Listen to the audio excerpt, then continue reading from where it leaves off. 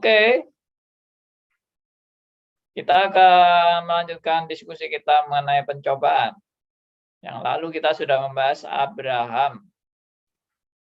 Abraham meskipun disebut sebagai bapak orang beriman, tidak luput dari pencobaan.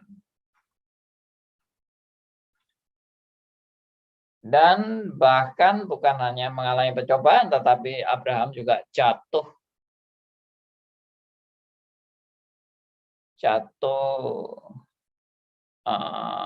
dalam menghadapi pencobaan itu dia mengalami kejatuhan, dia juga berbohong, dia juga egois, mementingkan keselamatan dirinya,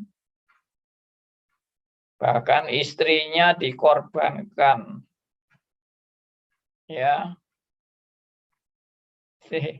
istrinya ditawarkan, istilahnya dibiarkan untuk dijadikan ya mungkin pemuas nafsunya Firaun atau bagaimana waktu itu. Ya, itulah. Itu menunjukkan apa? Itu menunjukkan bahwa semua orang yang dipilih Tuhan itu bukan orang sempurna. Termasuk saudara dan saya. Saudara jangan merasa Anda lebih sempurna dari Abraham. Ya pasti enggak. Abraham aja yang secara istimewa dipilih Tuhan dan diberi janji dari Tuhan kepada Abraham, itu pun nggak luput dari pencobaan, apalagi Anda dan saya. Ya, tapi jangan juga sebaliknya lalu anggap ya lumrah lah, Abraham aja jatuh apalagi saya. Ya jatuh itu biasa. Nah itu juga nggak benar, reaksi yang nggak benar. Tuhan juga tidak mengajarkan Anda dan saya untuk menganggap enteng pencobaan. Hati-hati. Oke, sekarang kita membahas tokoh berikutnya, yaitu yang cukup kontroversial dan sudah banyak yang tahu tentunya peristiwa ini, yaitu tokoh Daud. Kita belajar hari ini tokoh Daud. Dan Daud juga tidak luput dari pencobaan.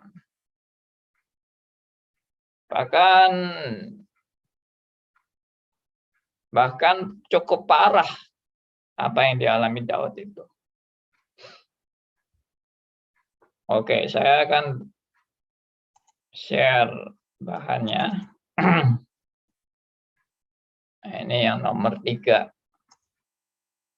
Dari bukunya John Owen, kalau saudara mau baca sendiri bukunya John Owen tentang pencobaan. Itu kita sudah sampai ke halaman 25. Ya, halaman 25. Oke, saya bacakan aja bagian ketiga ini. Daud, orang yang berkenan di hati Allah. Nah, ini istilah panggilan Daud ini, orang yang berkenan di hati Allah. Bahkan di ayat lain dikatakan bahwa Daud itu seperti biji mata Tuhan. Biji mata Tuhan. Luar biasa loh.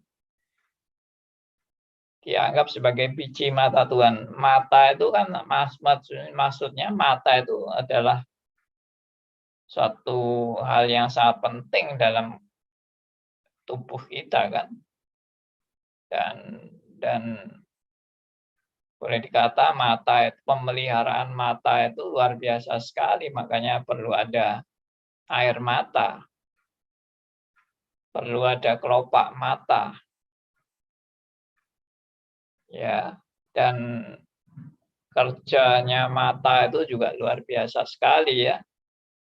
ada kornea mata, ada bola mata, ada macam-macam lah, diafragma dan sebagainya. Nah, itulah biji mata Tuhan. Daud itu biji mata Tuhan. Tapi Daud ternyata juga mengalami pencobaan yang luar biasa, berbagai pencobaan. Dia pernah menghitung kekuatan tentaranya dan juga umat rakyatnya, yaitu dengan motivasi. Kenapa Tuhan marah waktu Daud menghitung umatnya itu? Ya, Tuhan marah bukan karena orang tidak boleh menghitung. Menghitung aja ya tidak ada salahnya lah menghitung. Tapi kalau motivasi menghitungnya itu karena berdasarkan kesombongan hati dan merasa inilah karyaku. Nah, itu Tuhan akan menghajar orang-orang atau khususnya anak-anaknya yang sombong dan lupa diri. Ya, banyak anak Tuhan itu yang pada waktu awal-awalnya rendah hati, tapi kalau sudah dipakai Tuhan secara luar biasa, wah, rendah hatinya udah hilang. Akhirnya dia mengagung-agungkan dirinya, menganggap dirinya yang hebat, dirinya yang luar biasa, dirinya yang sukses, ya, karyanya yang sangat besar, ya, jasanya hebat, dan sebagainya, dan sebagainya.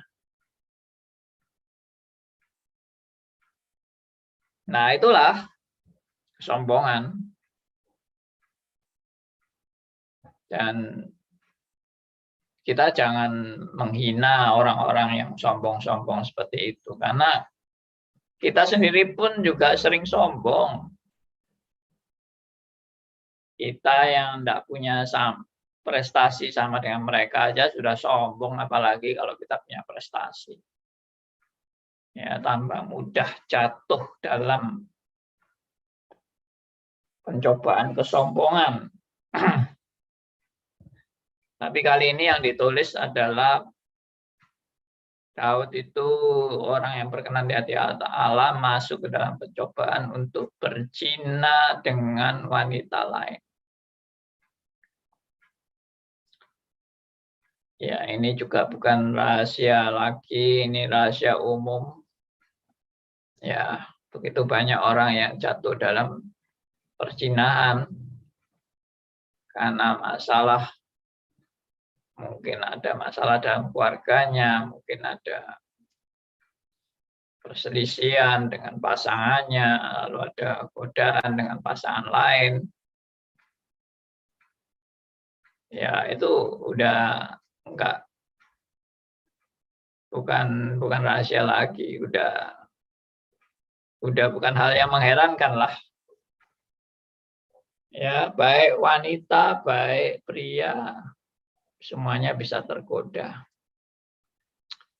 Baik hamba Tuhan, baik jemaat, baik orang di luar Kristen, semuanya bisa tergoda dalam perzinahan seperti ini. Ya. Dan Daud mengalami itu.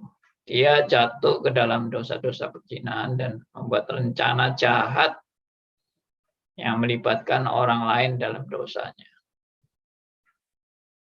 Dan dia bahkan membuat rencana yang mengarah pada pembunuhan atas seorang yang baik. Wah, luar biasa ya, pembunuhan. Rencana yang mengarah pada pembunuhan atas seorang yang baik. Jadi ini bukan pembunuhan atas orang jahat. Orang yang baik, yang mau dibunuh oleh Daud. Ya, ini yang saya pernah bicara tentang Daud.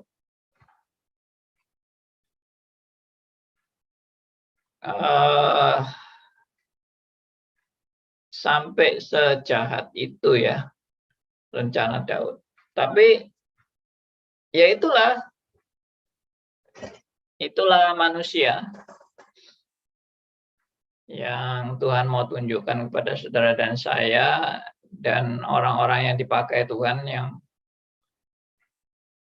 secara luar biasa juga dipakai Tuhan, tapi juga secara luar biasa, ya itulah keadaan manusia yang sesungguhnya. Ya, Daud itu coba kita lihat masa-masa sebelum dia jadi raja. Orang yang terkenal sangat rendah hati, sangat tulus, ya, sangat lugu, polos begitu. Jadi nggak ada politik, nggak ada maksud-maksud jahat, baik sekali Daud itu. Itu awal-awalnya. Ya, waktu dia belum menjabat apa-apa kan. Waktu dia melawan Goliat pun dia sadar bahwa oh, ini bukan aku yang hebat. Yang hebat itu Tuhanku. Sehingga Goliat bisa dikalahkan oleh Daud. Lalu waktu dia dikejar-kejar Saul, dia sangat humble sekali. Dia merasa bahwa aku ini seperti anjing yang dikejar-kejar untuk mau ditangkap dan mau dibunuh. Ya, jadi Daud sama sekali tidak ada arogannya. Nah, coba lihat itu, dari ketulusan yang luar biasa itu dan ya istilahnya apa ya? Istilahnya apa adanya lah gitu. Apa adanya. Kalau bahasa Jawanya itu, bahasa Jawa Tengahnya itu enggak neko-neko gitu ya. Enggak macam-macam. Ya itulah Daud, anak yang sangat baik. Tapi kalau dia sudah punya jabatan itu berubah. Nah, itu yang saya mau bilang. Jadi aslinya manusia itu baru kelihatan kalau dia mengalami masalah hidup atau godaan dalam hidupnya. Aslinya baru kelihatan. Manusia ternyata tetap manusia. Manusia ternyata juga orang berdosa. Ya, itulah saudara dan saya. Saya tidak mengatakan ini dan lalu merasa, oh saya lebih baik dari Daud. Saya orang yang sangat suci. Saya orang bersih. Saya tidak tertarik pada wanita. Itu ngomong kosong. Ya kan? Kalau laki-laki tidak tertarik pada wanita itu malah tambah berbahaya. Dia bisa tertarik pada pria. Dia. Zaman sekarang banyak kan pria tertarik pada pria. Ya, maksud saya ya semua orang itu pasti ada kelemahan, pasti ada kekurangan. Kalau enggak wanita ya mungkin harta. Kalau enggak harta ya tahta. Nah, itu kan 3 ta itu, wanita, harta, tahta. Ya, itu bagus itu singkatan itu, 3 ta itu. Bahwa manusia itu sangat lemah dan mudah jatuh, tergoda. Nah, lalu Bagaimana kita belajar dari Daud? Ya, ya kalau sudah lihat Daud yang begitu dekat aja sama Tuhan, bisa jatuh dalam dosa, siapakah kita? Tentunya dengan hal seperti ini kita tidak bisa menganggap remeh segala pencobaan. Makanya saya pernah mengeluarkan statement, semua orang itu ada titik lemahnya. Itu statement saya. Semua orang ada titik lemahnya. Saudara dan saya juga ada titik lemahnya, kan? Nah, kalau titik lemah kita ini disenggol oleh si iblis, siapa yang sanggup untuk tidak jatuh? Nggak ada. Coba lihat tuh di Alkitab tuh, siapa aja yang jatuh. Nah, ini tadi dibahas tokoh-tokoh lain. Coba saya bacakan lagi. Tokoh-tokoh lain yang setelah Daud. Nah, ini nomor 4. Contoh-contoh lain. Pencobaan dan kejatuhan dari banyak orang lain. Seperti Nuh. Nuh juga jatuh.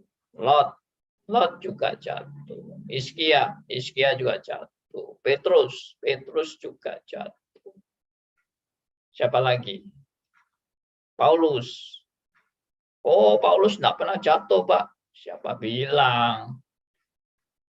Hanya nggak tertulis kemungkinan jatuhnya Paulus itu, kita nggak tahu.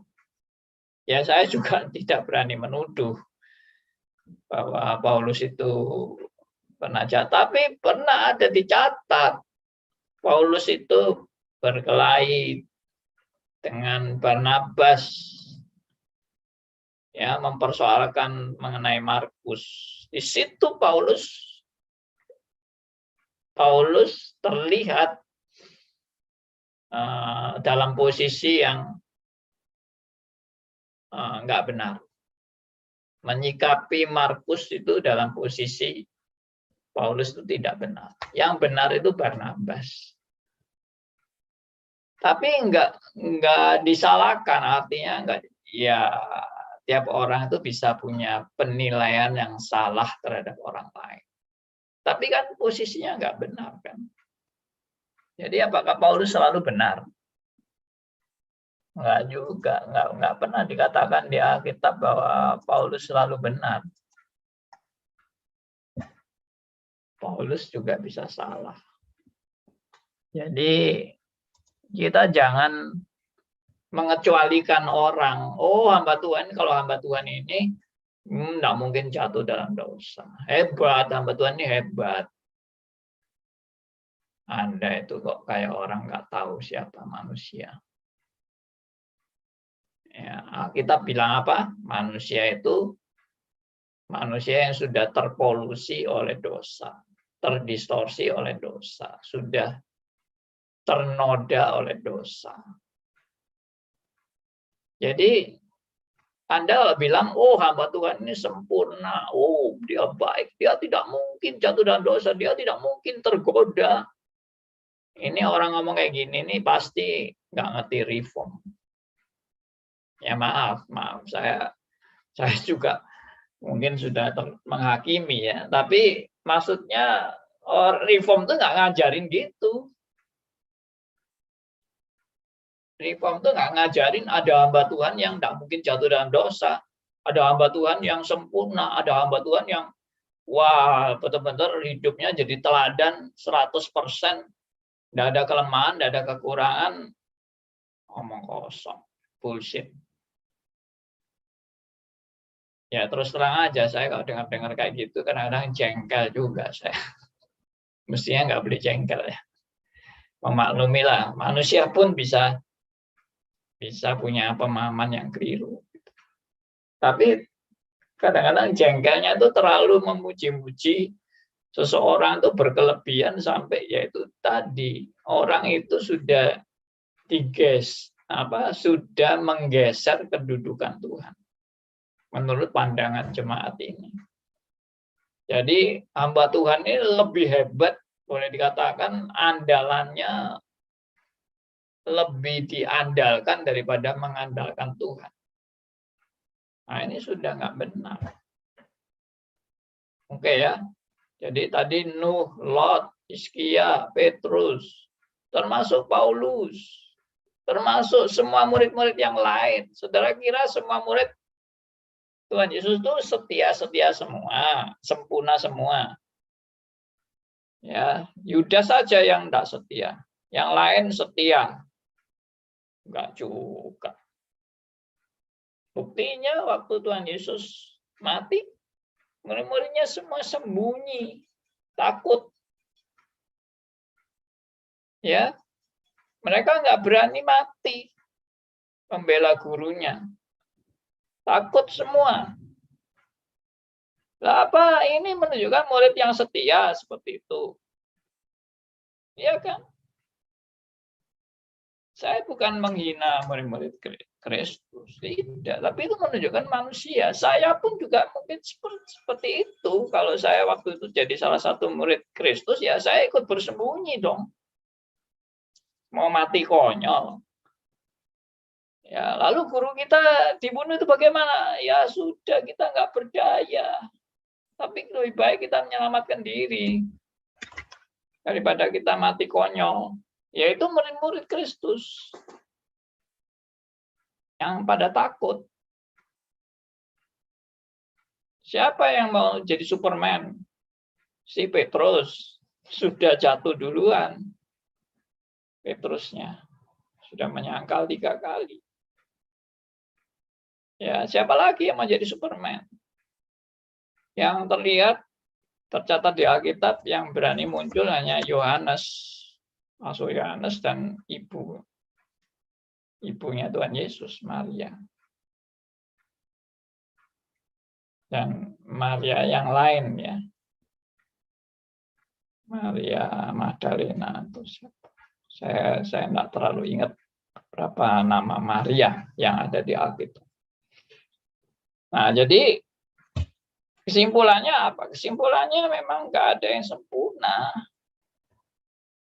Ya, nggak ada orang lain yang tanpa cacat, itu nggak ada. Termasuk hamba Tuhan di dunia sekarang ini nggak ada yang sempurna, termasuk saya. Jadi saudara kalau lihat saya itu, ya saya orang berdosa. Saya juga banyak kelemahan dan kekurangan, saya sadari itu. Dan bagaimana saya harus dibentuk oleh Tuhan. Ya itulah. Itulah manusia. Itulah hamba Tuhan. Ya kita lihat ya, sudah banyak jemaat-jemaat yang mendewa-dewakan hamba Tuhan akhirnya jatuh. Hamba Tuhannya jatuh. Sebetulnya sudah banyak belajar itu. Saya dulu sejak jadi Kristen pertama kali, saya juga itu terjebak mendewakan hamba Tuhan. Hamba Tuhan pertama yang saya dewakan juga jatuh. Hamba Tuhan kedua yang saya dewakan, saya juga ditunjukkan kelemahannya dia. Omongannya dia yang juga antara omongan dan realita beda. Saya juga kecewa. Terus saya juga baca bukunya Billy Graham. Billy Graham pernah sharing.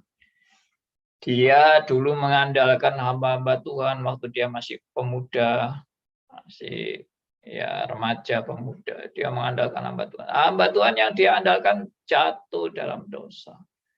Lalu dia beralih ke hamba Tuhan lain yang dia andalkan lagi. Ternyata hamba Tuhan lain yang dia andalkan jatuh lagi. Lalu dia belajar apa? Dia bilang, mulai hari ini saya belajar tidak mengandalkan hamba Tuhan lagi. Alias tidak menaruh iman kepada manusia.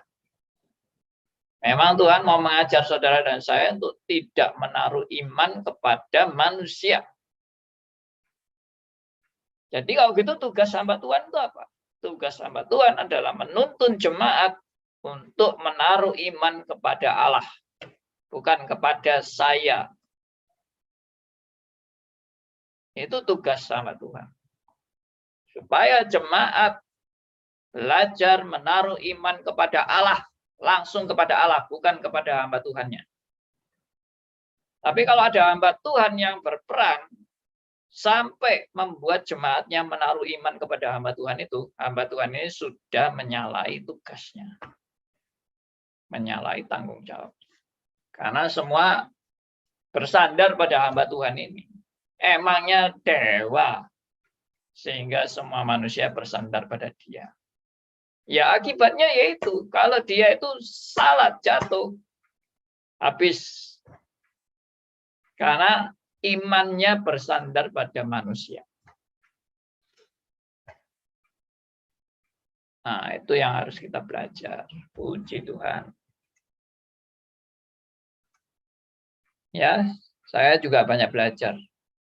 Dari saya dulu juga mengandalkan hamba-hamba Tuhan itu. Hanya saya bukan sekarang saya merendahkan hamba Tuhan loh. Enggak, saya tetap menghormati hamba Tuhan dan hamba Tuhan memang betul-betul dipakai Tuhan. Tapi hamba Tuhan yang dipakai Tuhan ini juga tetap manusia. Manusia biasa. Dan juga ada kelemahan, ada kekurangan, ada keterbatasan. Ada dosa-dosanya. Sekali lagi jangan nganggap hamba Tuhan tidak ada dosanya. Ya, oke. Kita sudah membahas sebenarnya bagaimana sih orang bisa jatuh dalam dosa itu di satanologi ya. Kenapa kok ciptaan Tuhan yang sempurna ini bisa jatuh dalam dosa? Nah, itu di satanologi. Dan saya kira saya tidak usah mengulang lagi. Jadi kalau saudara mau lihat di sana, silakan lihat di YouTube dengan judul Satanologi dari sesi pertama sampai seterusnya. Oke, saya berhenti sampai di sini. Mungkin ada teman-teman yang mau menanggapi, silakan. Saya Pak Aryo. Tadi Pak bilang bahwa Paulus juga orang berdosa, walaupun di Alkitab tidak ditunjuk dosanya, misalkan gitu. Tapi orangnya sendiri ngaku. Secara bertahap dia mengaku dari saya ini kalah sama rasul-rasul senior saya di Yerusalem, terus sampai hari tuanya dia bilang, saya orang yang paling berdosa di seluruh dunia. Yes. Setelah dia nunjukkan prestasinya yang melangit sepanjang hidupnya, justru makin tinggi seperti itu, paradoks, dia bilang, sayalah orang yang paling berdosa di dunia. Benar. Ya, itu pun kita pernah bahas ya, bahwa Paulus pun mengaku dirinya orang berdosa. Secara progresif dia naik terus. Yes. Sangat betul, sangat benar bahwa Paulus sendiri tidak pernah menganggap dirinya orang yang tanpa dosa. Bahkan dia bilang, saya ingin berbuat baik, tapi selalu yang tidak baik yang aku lakukan. Oke, terima kasih Pak Rio. Ada lagi yang lain? Tadi saya mau tanya.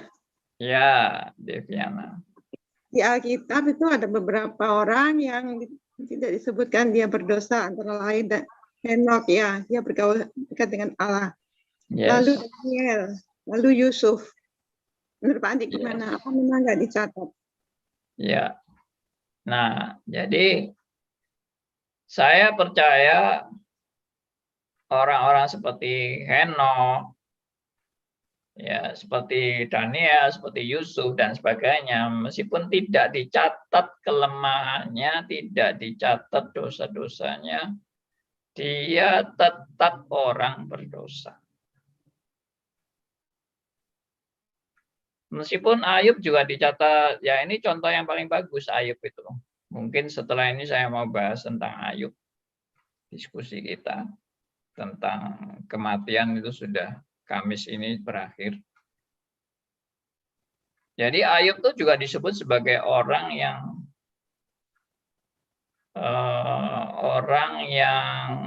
tidak berbuat dosa. Nah, apakah yang dimaksud dengan Ayub disebut sebagai orang yang tidak berbuat dosa itu berarti Ayub itu tanpa dosa? Oh, tidak, salah. Itu kesimpulan yang salah. Jadi yang benar ya Ayub tetap orang berdosa. Karena Roma 3, nah, perhatikan ya. Kita coba lihat di Roma 3.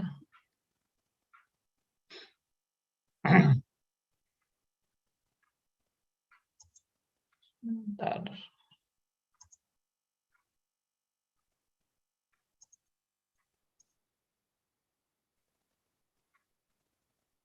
Roma 3 ayat 10 sampai ayat 12 itu yang sudah sangat terkenal sekali ayatnya kan. Roma 3 ayat 10 sampai 12.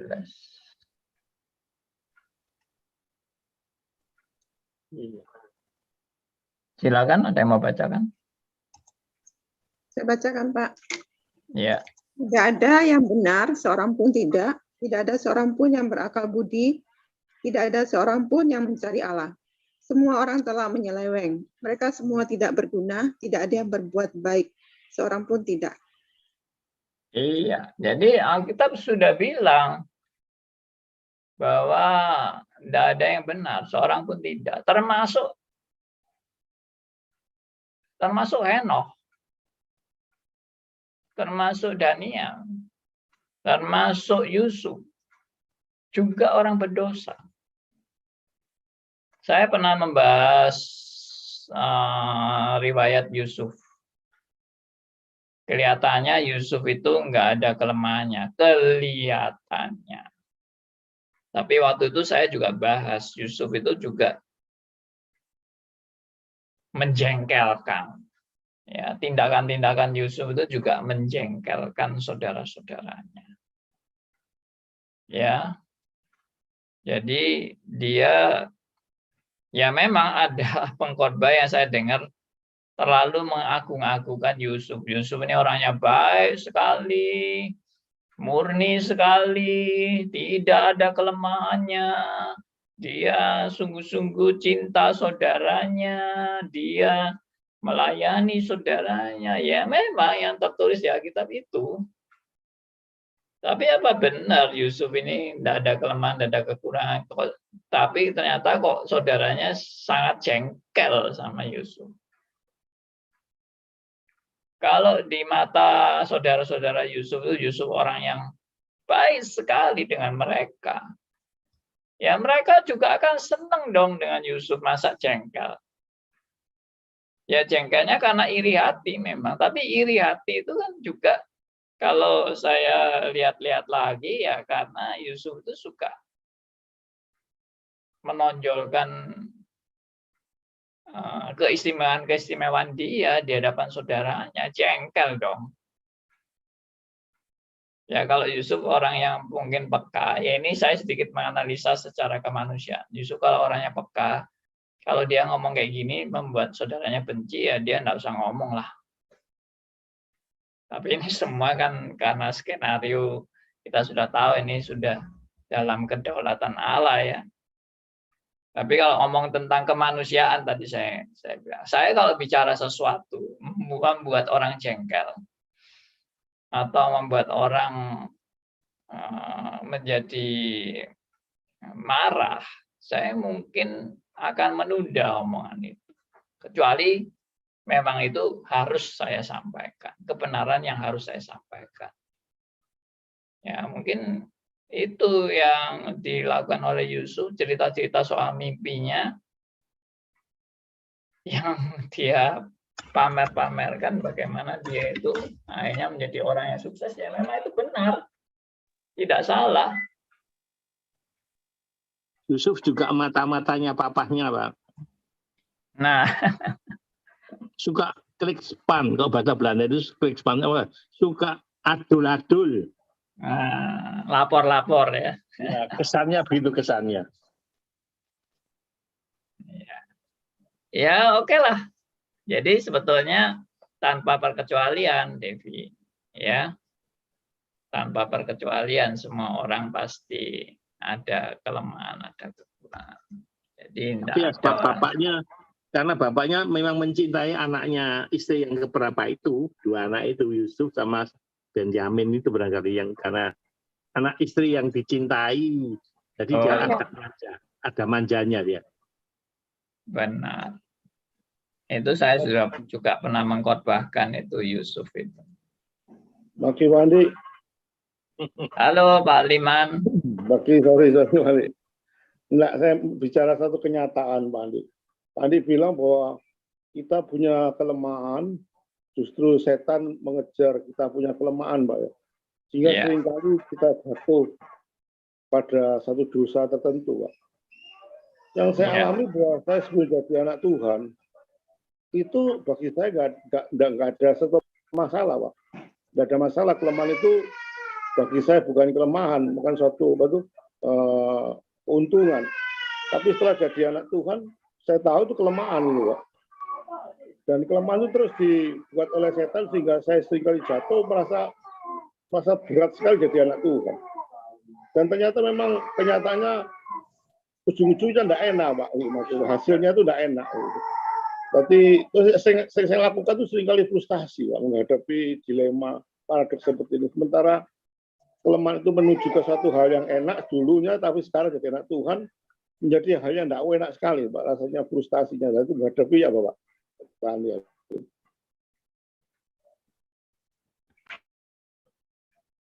Ya, oke. Satu hal yang saya banyak belajar dari kebenaran-kebenaran ini adalah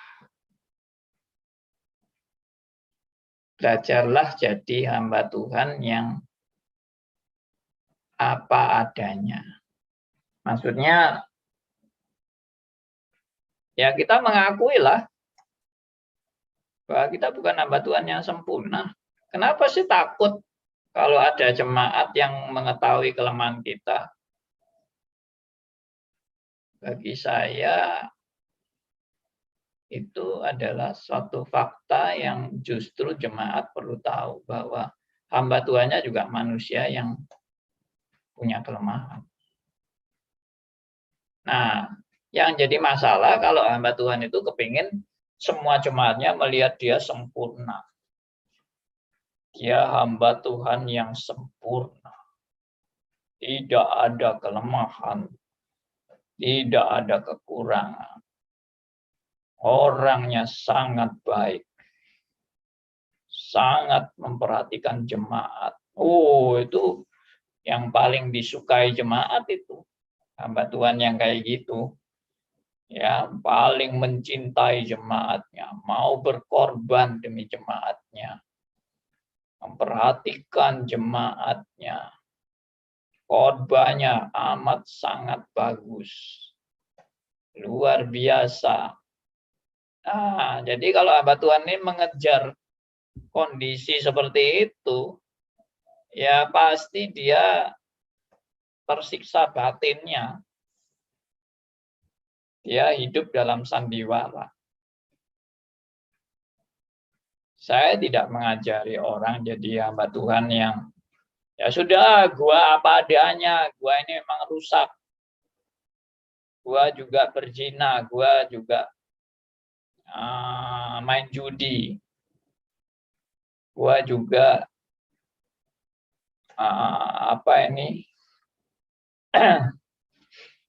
mengumbar hawa nafsu saya dan sebagainya. Apa seperti itu jadi hamba Tuhan? Ya juga tidak. Nah, kita tidak mengajarkan ekstrim kiri, ekstrim kanan. Kita semua kan sedang dalam proses. Kita semua dididik Tuhan, kita semua dihajar Tuhan, kita semua digembleng. kita semua dilatih, kita semua jatuh bangun. Ya itulah realita yang harus dihadapi. Jadi bukan menjadi nggak enak.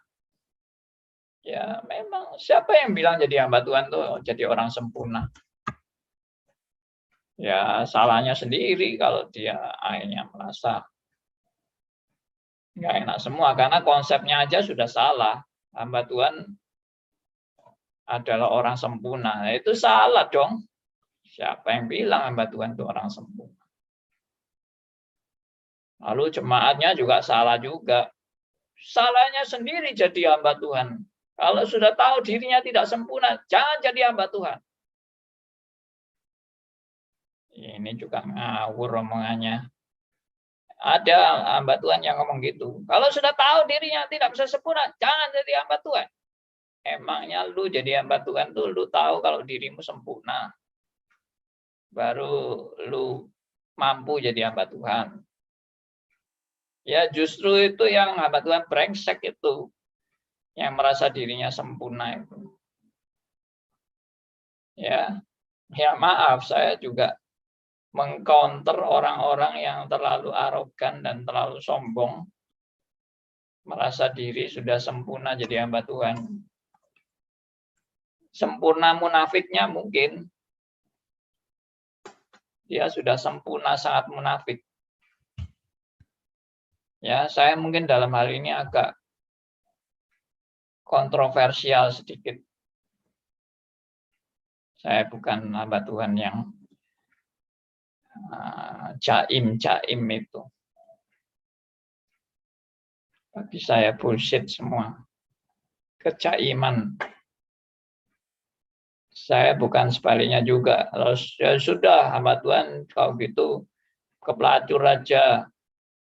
Kita main judi aja, kita lihat-lihat film porno, kita merokok dan sebagainya. Saya juga bukan tipe itu sih.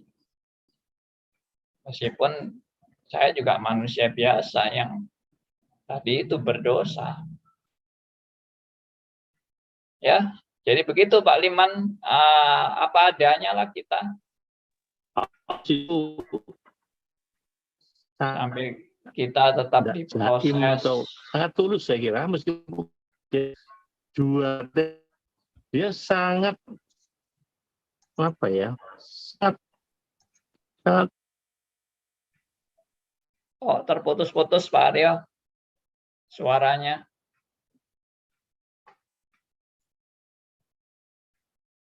Oke, selamanya menghilang. Pak Aryo suaranya menghilang, Pak.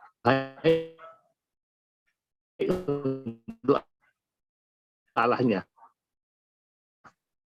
Enggak kedengaran, Pak Aryo. Menurut pendapatnya dia.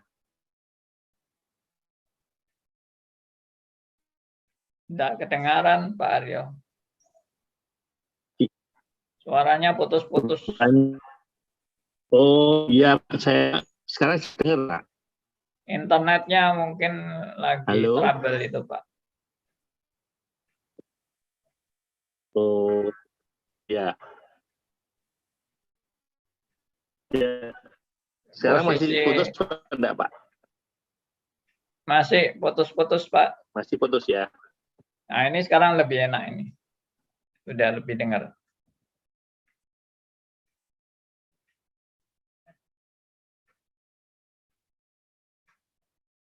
Ya, mic-nya belum di-unmute, Pak.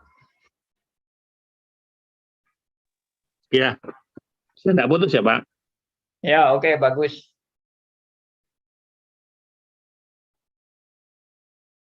Tuh, kok hilang lagi?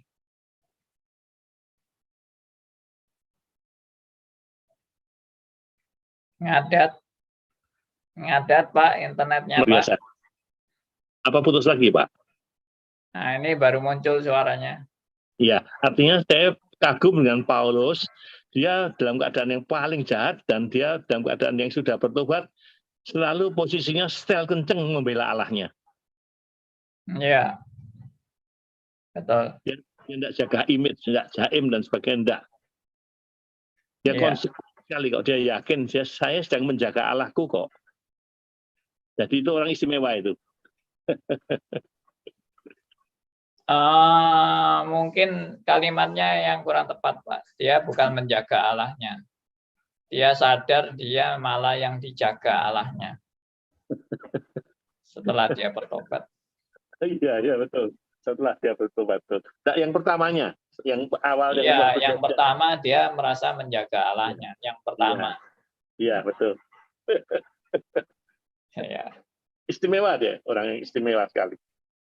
Ya. Oke. Ada lagi teman yang mau share? Bu Nita? Andi, kita sebenarnya patut bersyukur dan berterima kasih pada Allah, Pak, setiap nafas kita. Karena apa? Karena melalui pencobaan sebenarnya Tuhan ini mengajarkan kita agar kita lebih dekat dengan Dia, lebih bergantung dengan Dia. Iya. Ya, lepas dari Dia, Pak. Benar. Apapun yang terjadi, apapun yang kita alami, kita yakin dan percaya Tuhan tidak pernah tinggalkan kita. Jadi kalau dengan pencobaan ini seperti orang-orang yang ditunjuk oleh Allah walaupun mereka penuh dengan kelemahan. Kadang-kadang saya merasa saya sebenarnya tidak ada apa-apanya dibandingkan dengan mereka, tapi Tuhan mau pakai kita dalam segala keadaan, dalam apapun yang kita lakukan, yaitu kembali lagi hubungan kita dengan Tuhan, apakah kita ini sudah hidup baru, diperbarui terus-menerus selama kita bernafas. Iya. Ya. Jadi kalau dilihat dengan hamba-hamba Tuhan di Alkitab ini seperti Petrus, Nuh, Lot, sebenarnya ada yang mau Tuhan ajarkan kepada kita, yaitu betul hidup bergantung hanya kepada Dia. Setiap nafas kita tidak berhenti, setiap waktu, setiap apa yang kita lakukan, kita harus dekat dengan Dia. Itu ya Pak Andi. Iya. Pak. Ya, benar Bu. Karena Dia juga tidak mau kita lepas, Pak. Tuhan ingin kita tidak binasa. Tuhan ingin mencengkeram kita melalui Roh Kudus-Nya, mendidik, menghajar, memelihara kehidupan kita. Iya. Ya Pak ya, saya Ya. ini. Oke, terima kasih. Jadi saya tuh nggak ada apa-apanya, menyadari nggak punya apa-apa, nggak bisa apa-apa, tapi Tuhan mampukan. Ya. Dia yang terbaik dan terhebat dalam hidup kita. Itu saja Pak Andi. Baik, terima kasih Bu Nita. Memang kesimpulannya ya kalau Tuhan tidak berbelas kasihan sama kita ya kita sudah hancur lebur. Kalau Tuhan tidak memelihara kita ya habis, kita semua sudah habis. Makanya penekanan dalam teologi reform itu selalu juga providensial alias pemeliharaan Allah. Kalau Tuhan tidak memelihara kita, habis lenyaplah kita semua. Betul, Pak. Benar. Nah, karena itu kita bersyukur karena Tuhan selalu menyertai kita dan tidak pernah meninggalkan kita. Oke, ini ada pertanyaan yang ada di chatnya Zoom dari Ibu Herlina, dikatakan izin bertanya Pak, apakah setiap manusia pasti masuk ke dalam pencobaan dan apakah pencobaan itu datangnya dari Allah? Terima kasih. Ya, saya percaya pasti setiap anak-anak Tuhan itu pasti mengalami pencobaan. Tidak ada anak Tuhan yang bebas dari pencobaan. Justru pencobaan itu untuk melatih kita semua menjadi orang-orang yang belajar bersandar pada Tuhan. Seperti tadi Ibu Nita juga menegaskan itu, memang nggak ada yang bisa diandalkan kecuali Tuhan. Ya, manusia itu begitu rentannya, begitu banyak kelemahannya, ya, sehingga siapapun bisa jatuh dalam dosa. Nah, jadi kalau tadi dikatakan apakah setiap manusia pasti mengalami pencobaan? Ya, khususnya anak-anak Tuhan pasti. Kalau di luar anak Tuhan, I don't know ya. Itu cara Tuhan mungkin yang di luar Alkitab kita nggak ngerti. Dan apakah pencobaan itu datangnya dari Allah? Jawabannya, wah itu teorinya first cause dan second cause. Ya. Jadi kita percaya tidak ada kejadian yang kebetulan. Tidak ada kejadian yang di luar kedaulatan Allah. Dan setiap kejadian Tuhan punya maksud dan rencana tertentu. Tapi Tuhan bisa pakai yang namanya second cause. Second cause itu menunjukkan bahwa yang dialami orang tersebut itu enggak langsung dari Tuhan. Bisa langsung dari Tuhan, bisa enggak langsung. Kalau langsung dari Tuhan itu first cause. Kalau enggak langsung dari Tuhan itu second cause. Jadi Tuhan juga bisa pakai setan untuk menggoda kita. Tuhan juga membiarkan kita dengan hawa nafsu kita untuk kita tergoda dengan hawa nafsu kita sendiri. Nah, itu bisa terjadi juga. Jadi macam-macam, Bu Herlina. Mungkin Bu Herlina bisa ikuti dari yang pertama ya, pencobaan yang pertama bisa diikuti terus sampai hari ini, nanti bisa lihat kesimpulan-kesimpulannya. Demikian teman-teman, ini sudah hampir jam 10. Jadi kita akan akhiri. Oh ya, tadi Bu Elina mau bicara sebentar, silakan Bu.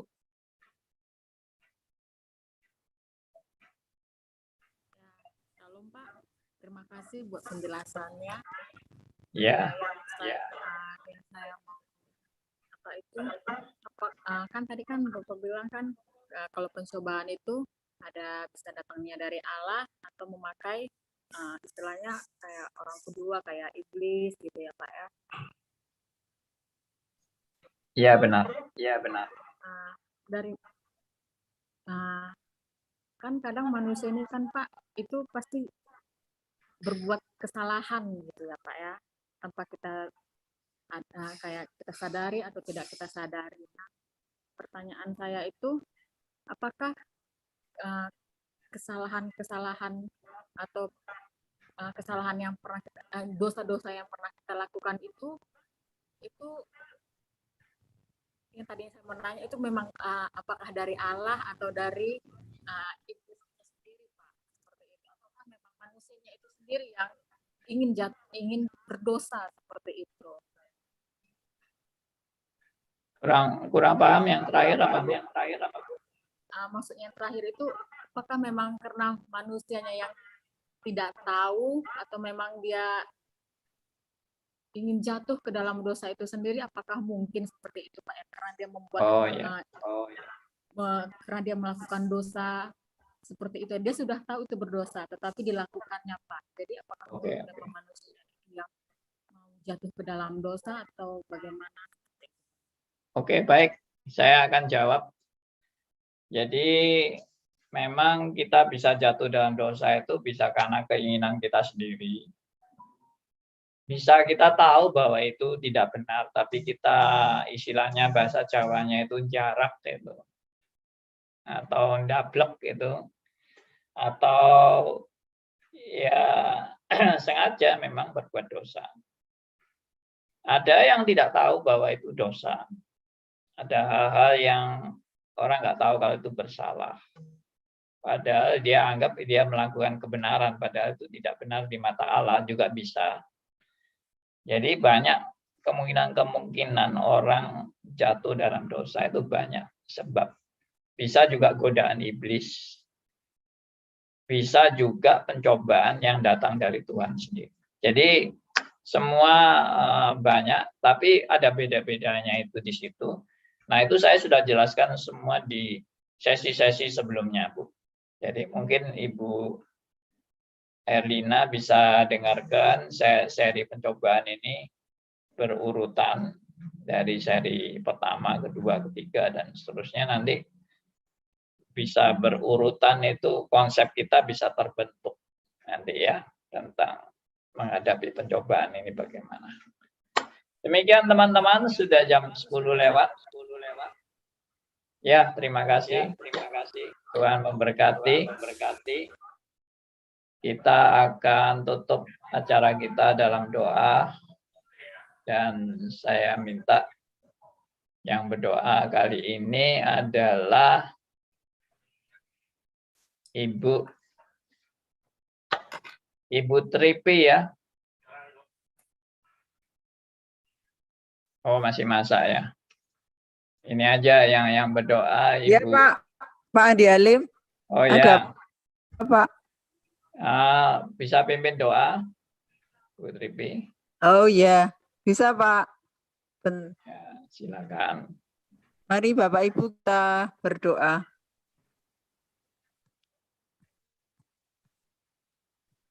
Bapa kami yang bertahta di kerajaan surga yang mulia, yang kami sembah di dalam nama Tuhan kami, Yesus Kristus, Juru Selamat kami yang hidup, kami hamba-hambamu sekaligus anak-anakmu, mengucap syukur atas perkenan-Mu kami dapat belajar bersama Bapak Pendeta Halim pada pagi hari ini. Kami sungguh